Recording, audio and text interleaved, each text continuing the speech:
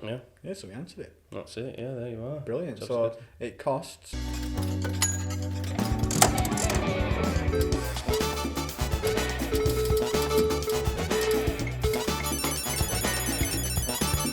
Hi guys, welcome to episode 5 of Digital 22's most popular departmental podcast. It is the PMP, the Paid Media Podcast. I'm Chris. I'm the lead PPC marketer here at Digital 22, joined by my colleague Christian. Hi guys, I'm a PPC specialist here at Digital 22. I support Chris in our team. And today we're going to talk about, it's a topic that I get asked all the time off everyone.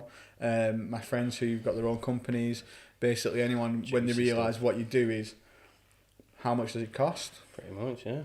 That's what everyone wants to know. How much does it cost to get me on that there Google thing? That's what I get asked. Sounds simple, doesn't it? It does. It sounds very, very simple. And it's not as simple as it sounds, unfortunately. No, and if it was, it'd be a lot easier for companies to get on there. Mm-hmm. And I do think sometimes that's why Facebook ads particularly, that's why they make like the ad center so complicated for small businesses to get on there, so they end up spending more money. But of course. We'll start with, so we'll go through, we'll go with 3. So we'll go with paid search first. So we'll go Google ads and Microsoft ads, and then we'll go for LinkedIn ads, and then we'll run through Facebook ads. Yeah. So Google ads, how much does it cost? It's God knows how long a piece of string, isn't it? It could be anything really, I suppose. And it could. I mean, so there's a WordStream who do massive studies into this, and they do it every year. And then what you'll find is if you search online, whenever anyone's done a study or anything like that, they tend to have plagiarised the work. It's always got the WordStream images in and everything like that. Yeah. So, and it's very difficult when it comes to WordStream and things like that to find studies UK specific. Of course. So what we've done is we've looked at it. Vertical Leap did quite a good article about it. They put some good stuff out there, and they reckon that for 2020, the average cost per click for Google ads in the UK was £1.95. Yeah, which sounds beautiful, and I wish it was for every industry, but it doesn't. And every client, I wish it was for every client. You know, I've got some clients that are way under that. I've got some way over actually. Exactly, but 16, we've also got 20, some way over that. You know, you got some. I mean, some of the cost per clicks that come in, they're looking at around, you know, 10, 15, 20 pounds. LinkedIn prices, but we'll get to that one. We'll get to that. Yeah. so you got that. So regarding how much it costs, what are the main things that affect how much it costs, do you think? Well, I think it comes down to your keyword research, and then it's a knock-on effect really, isn't it? Because we were briefly talking about this off camera prior to this, and there's just multiple variables at play, isn't there? Like you said, you've got your keyword research, then you need to see what competitions are already bidding on that keywords, and then obviously once you start bidding, how do they respond to that? Do they earn up their bids? Then obviously you've got quality score, landing page experience, so on and so forth. So I think to put it as a single value and make it as simple as that, it's almost impossible, I suppose. You can sort of give benchmark figures like we have done, but it doesn't necessarily apply to everything because, for example, real estate, for example. Exactly, I was just going to say that you couldn't give that £1.95 average to a solicitor or to, could you? like you say, estate agents. Or I think the most expensive keyword I ever saw was we had a client who was looking to do serviced offices in London, and I think it was something like £75 a click, that's massive, just because of the high intent and everything like that. So then you've got things like click fraud as well when you're on the really high ticket stuff. It's really important that you nail that down. So you've got those. What we will do is get Jonathan to drop a link into the image about the ad auction, because I don't think enough people realise what goes on with the ad auction and everything that you spoke about then. So once you've got your quality score, your landing page experience, everything like that, it all goes in together to what's called your ad rank, and then that gives you a score. And then in the auction, I'm pretty sure it is your bid times by your second, the person below you times by their ad rank, then plus a penny, something weird like that, which will dictate what your cost per click will be.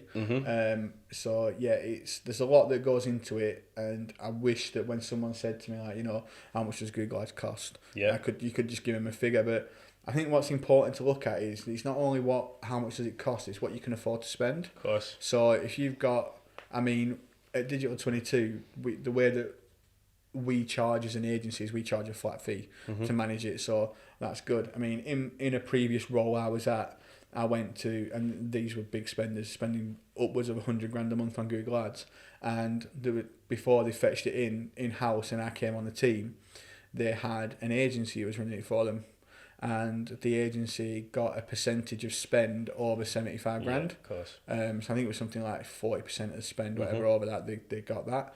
And there was a campaign that was switched on, and it spent like 25 grand a month, but it got no conversions. Yeah, it was purely there to raise up. It was purely there to raise the spend, so they got their cut. So, I mean, in my first month there, it made me look great because I turned that off.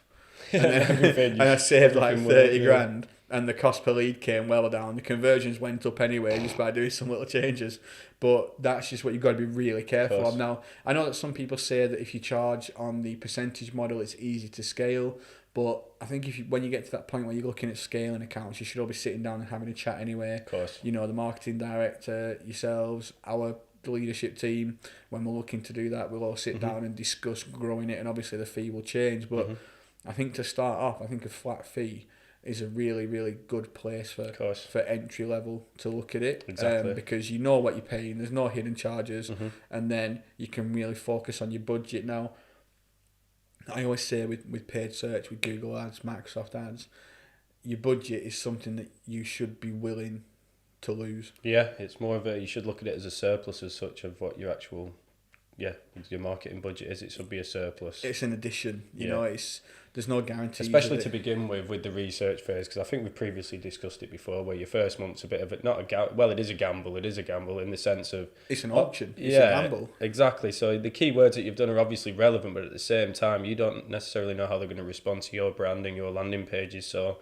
to begin with, you've got to look at it as if, right, if I don't get this back, my company's still going to be in a good place, it's still going to be moving forward, and it's because I've worked with too many companies which over-rely on PPC purely because you can jump above everyone else who's doing all the other groundwork in SEO and stuff like that, but that's not sustainable because some months in the year aren't going to be as good as other months in the year and vice versa. So if you're all of a sudden just hit that bad month and this is your only stream of revenue, you're going to be struggling moving forward after that.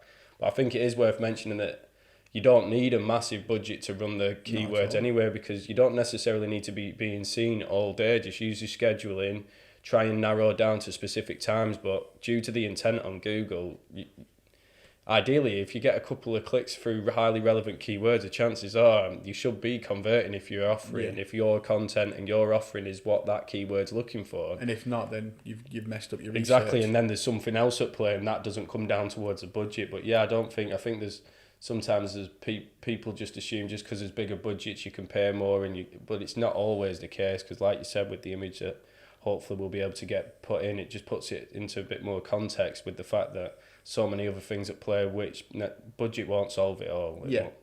It's like when people say, what's the budget a month? And like, there's no budget. I guarantee if I spent $3,000 in a day, all of a sudden there's a budget for the rest of the month. Of course it will be. You know, there is always a budget, and those who say that there isn't, you know, they've just not researched it enough, because it's like you say about the ad schedule, you know, use your data, use your conversion history, look at when, you know, I mean, for me, if you've got, for example, if you're doing a beauty brand on, for example, Google Ads, and you're targeting, you're probably going to look at around break times, when most of, you know, like 11 till, probably be on 11 till 1:30, and make sure then, and maybe turn off, and then try and get on maybe for the commute home, so from 4:30 till 6, and then everyone's having the tea, you know, getting ready for the evening, then maybe come back on at about 8 till 10, 8 till 11. You know, you don't need to be there all the time. That's what the data dictates, but that's why we've just said at the start with this surplus, that's why it makes sense to begin with, because if you've not got that data, you don't know, they're not going to respond the same as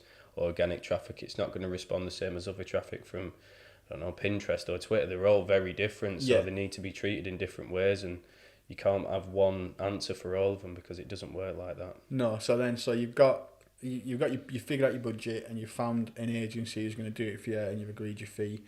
Then you're doing Google Ads, you've got Microsoft Ads, which normally is around 40% cheaper than Google. So the study showed from WordStream converted into UK pounds that 2020 Microsoft Ads average £1.25 a click. I'm not grumbling too much of that figure, to be honest. I think that's about right. well, especially with the ones that I've got on there currently, purely because not everyone normally goes for Microsoft Ads. No, I mean, like I said before, like I was chatting to the rep, one of the reps from Microsoft Ads, because we've got one of our clients who's gone on there in a big way. And I just mentioned to, I am a big advocate for Microsoft Ads. I've said it on here every episode somehow. And I just think that everyone should be on it. It's just a good string to your bow. And especially if you've got an audience that's over 35, desktop. In the US, they've got 10% of the search market. I think it's 8% in the UK. The last time I checked. So it's just good to be there. You got to go and everything. And it's cheaper. So it's cheaper. If you're successful on Google Ads, the chances are you're going to be just as successful on Microsoft Ads, but you won't be able to spend as much. You won't be able to spend as much. No. It's one of those things. It's like when people think about, so they've got, how much does it cost? Brilliant, right? So I've got 500 quid. Great. I'm going to try and do it myself first, which is fair enough. There's lots of videos out there. You can do the Google. If you ever get contacted by a Google rep and they tell you to put it on a smart campaign, put the phone down. Don't do it. Just put the phone down. Don't do a smart campaign. So there's lots of stuff out there. So you've read enough. You think you can have a go. You do it. You get a couple of clicks in, and you get a conversion, which is brilliant. And then you build on that. And then a lot of people do it that way. That's fine.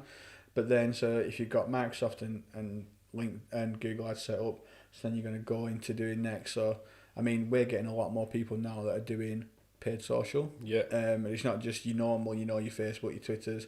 LinkedIn seems to be big at the minute. Yeah. It's massive for us. Of course it is for us. It's one of the biggest spenders, isn't it? Well, it is the biggest spender in paid social. It's it's very influential for us, isn't it? Really. So why do you think it's so popular? So I mean, what I would say about how much does PPC cost, and if you're looking at LinkedIn for that, it costs a lot. Yeah. I mean, if you Google it, it'll just say LinkedIn is expensive.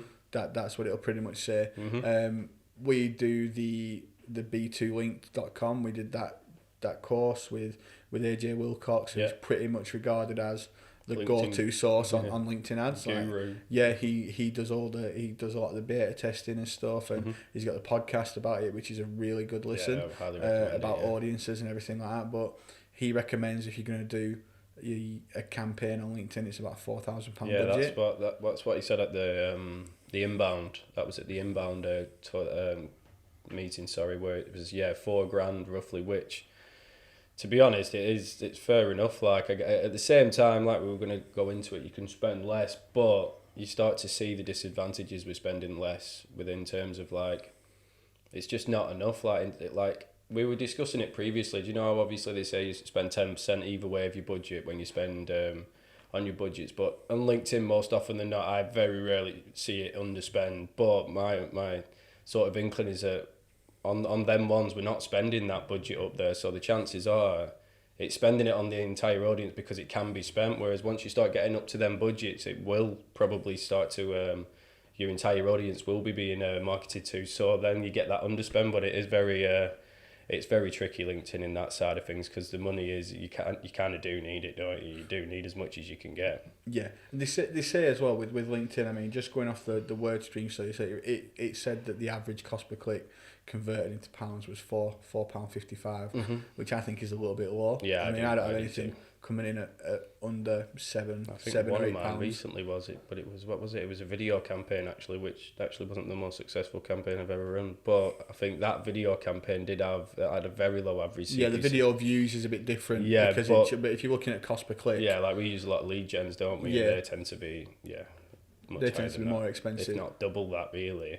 Easily. I mean, I had a call with LinkedIn before because we're trying to, we're always learning and learning more about it. So I spoke to one of the reps and they said when it comes to things like budgeting on LinkedIn, you've always got to go aggressive. So you've got to like front load your budget for the campaign. So as soon as you launch it, if you're going to be going, and there's no good starting at £50 a day and putting it up to 100, they want you to start with like £120 a day where you can get it out to your audience. Make sure you got 5 versions of your ad in, get it out to your audience, and then spend the budget that way. But if you're a small business on LinkedIn, it's absolutely frightening how quick your budget can go. Budget, of course. It's the same with any sort of if you're doing paid search, paid social, and you've set your budget and you've not done your targeting correctly, then it will go like that. I mean, and as well, it can spend in a day as well, like Google ads, LinkedIn ads, Microsoft ads, Facebook ads. They can all spend like 3 or 4 times your daily budget in a day. And then what they say is in the terms and conditions how over the course of the month you'll never spend more than your daily budget times 30.4, which I think, but if you're a small business and you've waxed 4 times your daily budget, so you might have adjusted it after a week as well. So does that still apply to that exactly budget? Exactly. Yeah. So you've put your budget in, you've listened to everything, you've read everything, you've gone Google Ads, you've gone right. I'm going to go campaign budget, £100 a day. I'm going to see how that goes. All of a sudden, you're 400 quid in. And you've got no more budget left. Yeah, it's gone. And it's gone. And Google said, don't worry, over the course of the month, you won't spend more than... If you're like, yeah, but it's gone. It's not great, is it? It's all gone. For small businesses, that's all you are. With your delay on conversion tracking as well, you don't know if anything's worked unless you can look in your back end of the website. Of course, but you still can't really match it up unless you've got, I suppose, UTMs, but at the same time with cookie policies and stuff, a lot of that's going to get missed these days as well, isn't it? It's just that delay and that not knowing for a small business, so it's spent overwards. So that's a real tough one. So that's LinkedIn. I mean, LinkedIn is, if you're getting, I think it's, if we're doing a campaign on LinkedIn and we're getting it for £100 a lead, I think that's pretty good going. That's not bad, yeah. I think that's really good going. But the quality's there. That's due to the targeting. I think we previously talked about it on another podcast earlier with the targeting and what you can actually drill down into. You could kind of justify its expense, really, because with who you can target, as long as you've got an effective message, the chances are you're hitting exactly who you want to be hitting. Yeah. Especially on social, with it being a different type of intent compared to your search engines. Your LinkedIn, really, it's probably the highest one up there, really, would you say? Or would you say Twitter? I'd go LinkedIn, personally, in terms of... I think Twitter's kind of the same when it comes to people actually searching hashtags and everything like that. But I think sometimes with sponsored posts, when you built your audience and you've got your keywords in there, that's not too bad. But if you're just following, follow lookalike audiences and you're targeting those, the intent's not there as much. No. I still think paid search has got the highest intent of any form of advertising. LinkedIn, you've got that really targeted audience, but at the same time, you are just showing in their newsfeed. Yeah. And you need 5 ads in your account because you can show those 5 ads, but if they don't interact with any of them, then they won't see another ad for like 24, 36 hours. You were saying, yeah. So you've got to be really careful with that. So you've got to make sure you've got a lot of creative in there. A big audience, it's got to be like 50,000 minimum, which for some of our clients, that's a stretch anyway. Of course it is, yeah. We've got some very niche ones, haven't we? You do have very niche, and that's what sometimes LinkedIn sells itself as, is it's so expensive because it's the niche. But then is 50,000 really a niche audience? Yeah, not really, is it? Probably not. No. And anywhere up to 300,000, it's probably not a niche. So you've done that. So we've done, how much does it cost? So it's expensive on LinkedIn, but you do get the return back. Of course you do, yeah, I think so. So then Facebook ads. Now, I think Facebook ads is more... It's some B2C, B2B, sorry, with retargeting and stuff like that, but a lot of it's like business to consumer kind of stuff. Of course it is, yeah. We do some on there. We do some that do really well. And I suppose it's one of those platforms, even though it's just rebranded, so it'd be Meta, I think. Yeah, Meta. But that's the whole company. I think Facebook's keeping its name. Yeah. But the ads on there, so you got Facebook and Instagram. So the average cost per click 2020 for paid ads on Facebook is 41p. So it's much more cost effective than Google ads. Yeah. But again, is the intent there? Cool. I know you can build really good audiences. You can use remarketing on it. For Instagram, which is run through the same platform, they reckon that's like £1.04. I think. For me, I feel that Facebook's possibly a bit low and Instagram's possibly a bit high. Yeah. I think it probably averages out around the 80p mark from both. I think so. Like you said, it depends as well, because if you're doing a video views or a brand awareness, it's always going to be significantly lower, but it's in correlation to what you're actually delivering at the other side, I suppose. But yeah, Facebook and LinkedIn and Instagram, obviously we majority of the work B2B, don't we? So we don't have loads that we do run on this, but if we do run on this, it is more that brand awareness aspect, the third party tracking and stuff on sites and the audiences that you can make. I think there's definitely a place for it, but it tends to be one of the cheapest ones out of the lot, to be honest, unless it's Twitter maybe. But yeah, I think Facebook and Instagram are really up there. I think there's a HubSpot in the academy course. I think we briefly touched on it last week as well, actually. The $1 a day strategy, that's just testament to how much you can actually spend on it. As long as you know what you're doing, it's a pound or $1 a day, however you're working it out, and that can deliver the conversions that you're looking for as well, as long as it's set up correctly. That it is, if you don't really know what you're doing, it is a bit of a you wouldn't really. I don't think they'd be able to make it if you didn't understand PPC and how to create your audience, your video views. But that's, since we're talking purely off how much it costs, it's a good strategy. It is a great strategy. If you've got video content, give it a whirl. That's not expensive. That by no means you'll spend quadruple that on LinkedIn. But like you said, if it's B2C, you're probably going to be on that platform anyway. Yeah, so a bit more on that. So Dennis Yu, who does a lot of the HubSpot Facebook courses, he created the $1 a day Facebook strategy. So that you get like your top 3 videos, and then you put your first video up, and then once a user has watched so much of that video, they go into an audience, and then they'll get shown the second video. Yeah. And once they watch so much of that, they go into your third, and you just keep moving them down through the process every time they've watched it. That's where Facebook comes into its own with that kind of audience building. It does, yeah. If you are doing Facebook ads and you've got the budget, do things like message ads and everything like that. So when someone comes on your page, it pops up with a message straight away. But still, for me, it's still the best platform for remarketing if you're going to do anything on there. I think so, yeah. Just the amount of time people spend on it, it's an absolute. Especially if you got on Facebook ads like in the early days when it was. I don't think it's as popular now as what it once was. But if you ran the Facebook ads like in the early days when people ran it for 6-7 hours a day, you'd have done really, really well. Yeah, I think B2C, it's probably only gone from strength to strength, but the competition skyrocketed as well. I just think, due to like the catalogues now and the dynamic remarketing and all these sorts of things, B2C, it's kind of it's its own platform, isn't it? Like marketplace and all these other things you can do, but the B2B element, right? You run a lead gen on Facebook and Insta in comparison to LinkedIn, and it's just not the same, is it? It's just a bit further. I don't know, really. They're great platforms, but they are genuinely B2C. But it is cost effective if you are a B2C sort of company as such.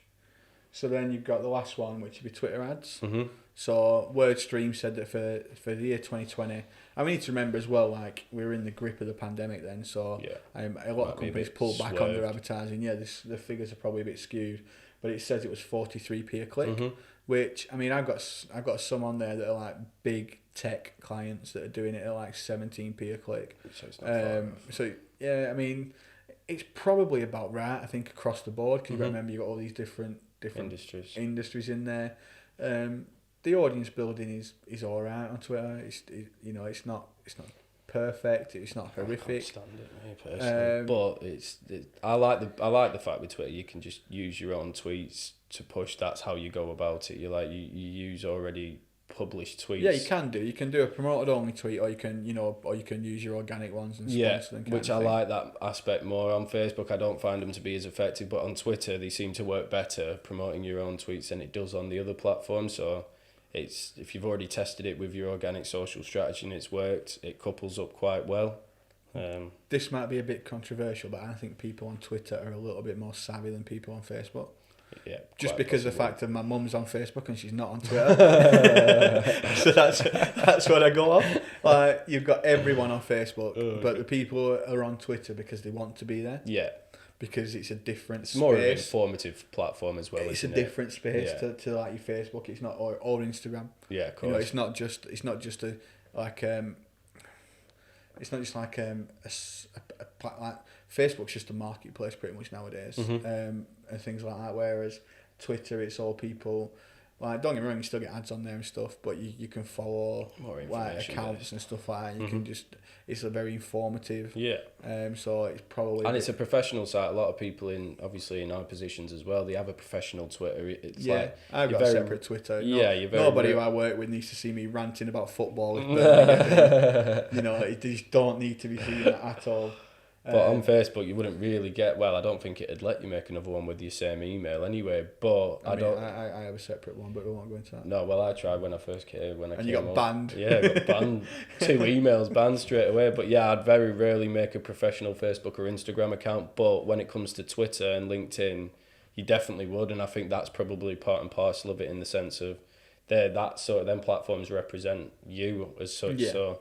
And the people who like in our industry as well, they're highly prominent on these platforms, so it's important that we reflect that as well. So yeah, it probably adds to why the sort of the informational aspect of it's there.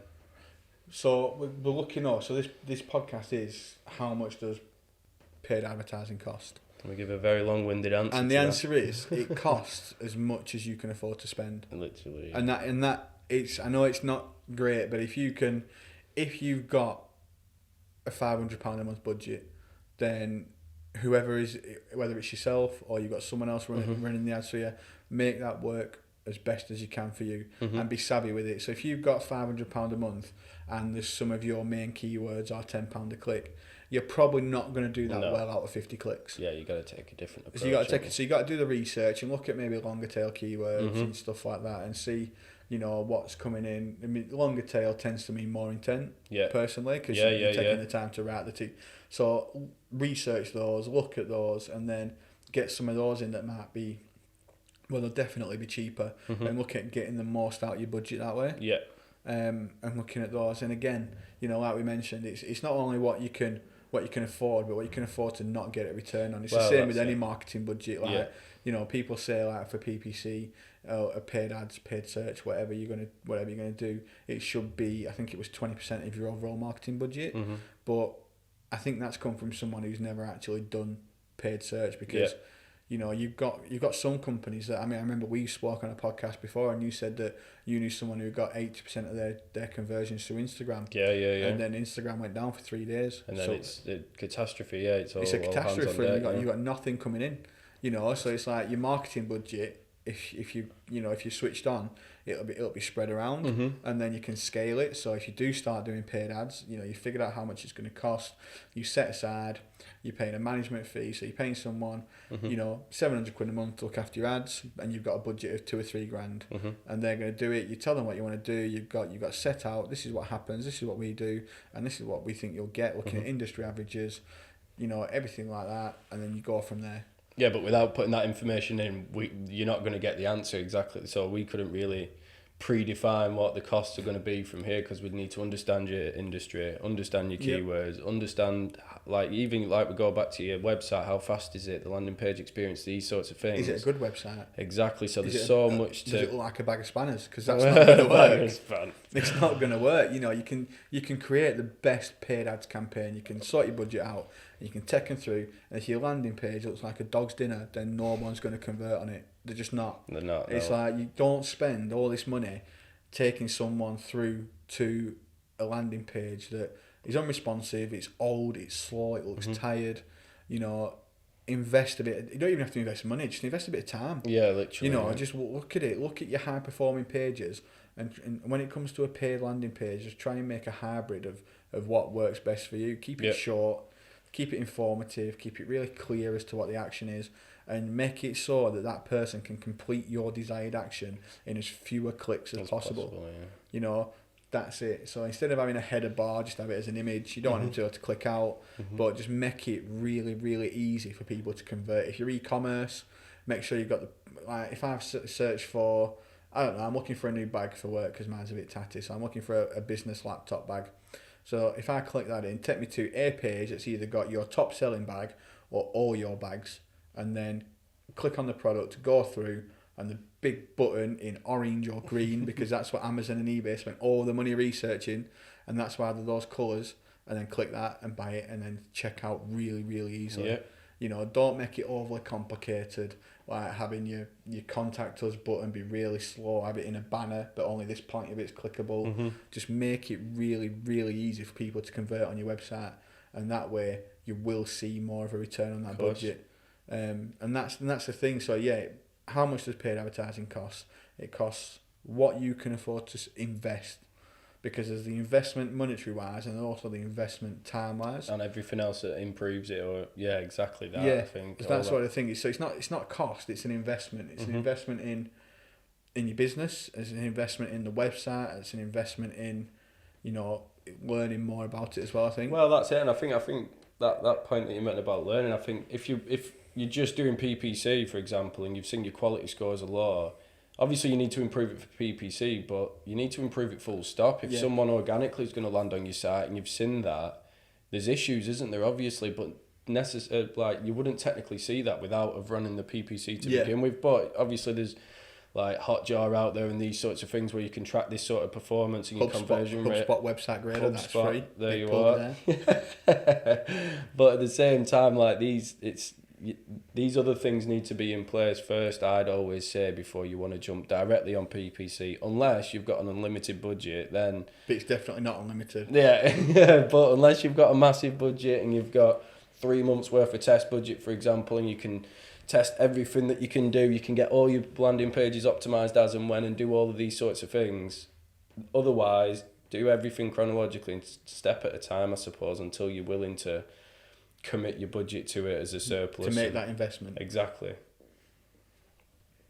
Yeah. Yeah, so we answered it. That's it, yeah, there you are. Brilliant. So it costs however much you are willing to invest. Not spend, invest, because it's an investment in everything. It's an investment in the business, the website, and your own learning. Or what you could do is just drop us an email and then we'll run it for you.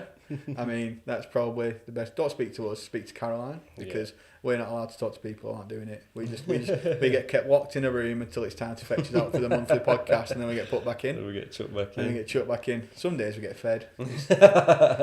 Some days we get watered, but other than that, not too much.